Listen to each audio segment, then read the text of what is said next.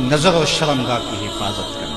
اس دور کا سب سے بڑا فتنہ یہ ہے کہ نگاہیں پاک نہیں ہوئی، نگاہیں غلیظ اور گندی ہو گئی، شرمگاہوں میں وہ تقدس نہیں رہا۔ حضور علیہ السلام نے ارشاد فرمایا من زنا زنیا بہی ولو بہی تانے دارے ہی، جس شخص نے زنا کیا یہ عمل اس کے گھر بھی لوٹے گا اگرچہ اونچی اونچی دیواریں کیوں نہیں کرتی۔ یہ مکافات عمل ہے۔ گندم از گندم بروئے جو ز جو از مکافات عمل غافل مشو، گندم بو گے تو گندم کاٹو گے، جو بو گے تو جو کاٹو گے۔ نظر کو تقدس دو، نظر کو پاکیزگی دو۔ حضرت لقمان حکیم کہتے ہیں کہ میں کئی نبیوں سے ملا ہوں، کئی نبیوں سے ملاقات کی ہے، اور میں ان سے 2-2 4-4 باتیں جمع کی ہیں، اور ان ساری باتوں کو میں نے جمع کر کے 100 باتیں جمع کی ہیں، اور ان کا پھر میں نے خلاصہ تیار کیا ہے۔ ان میں 8 باتیں الگ کی ہیں۔ ان 8 باتوں میں ایک بات یہ ہے جب کسی کے گھر جاؤ تو نظر کو حفاظت میں رکھو۔ جس شخص کے مہمان بنو، جس کے گھر جاؤ، تمہاری نظر نہ بھٹکنے پائے۔ نظر اگر غیر محرم کو شہوت سے دیکھتی ہے، حدیث میں آتا ہے کل قیامت کے دن جہنم کی آگ سے بھر دی جائے، وہ سخت رسوا ہوگا۔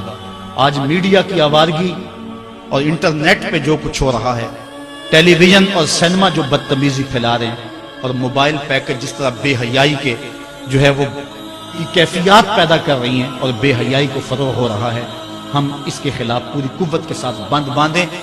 اپنی اولادوں کے ہاتھوں سے ناول چھین لو، ان کے ہاتھوں سے جو ہے وہ فلمیں چھین لو، ان کی خلوتوں پہ نظر رکھو اور ان کی حفاظت کرو۔ جس شخص کی نظر پاک نہیں ہے اس کے من میں طہارت نہیں آ سکتی، دل پاک نہیں ہے اس کو جو ہے وہ باطن کا نور نصیب نہیں ہو سکتا۔ وائے قوم کشتائے تدبیر غیر، کارے او تخریب خود تعمیر غیر، از حیا بیگانہ پیرانے کہن، نوجوانہ چوں زنا مشغول تن۔ کتنی حکمت والی بات کہی اقبال نے۔ وہ اپنے دور کا دکھڑا سناتا ہے، جس دور سے ہم گزر رہے ہیں اب تو عجیب حال ہو گیا۔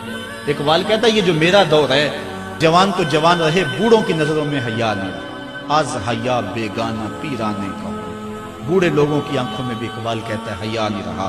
نوجوانہ چوں زنا مشغول تن، اور نوجوان عورتوں کی طرح اپنے تن کے ساتھ لگے ہوئے ہیں، اپنے تن کو سنوارنے میں ہر وقت کنگھی پٹی میں لگے ہوئے ہیں۔ یہ مردوں کا کام نہیں ہوتا، یہ دلیروں اور بہادروں کا کام نہیں ہوتا، یہ عورتوں کے وظیفے ہیں۔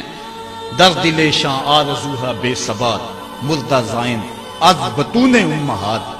ان کے دلوں میں آرزویں کوئی اور ہی ہیں اور ماؤں کے پیٹوں سے مردہ جنم لے رہے ہیں۔ دخترانے او بزلف خود اسیر، شوخ چشموں خود نماؤ خود دگیر۔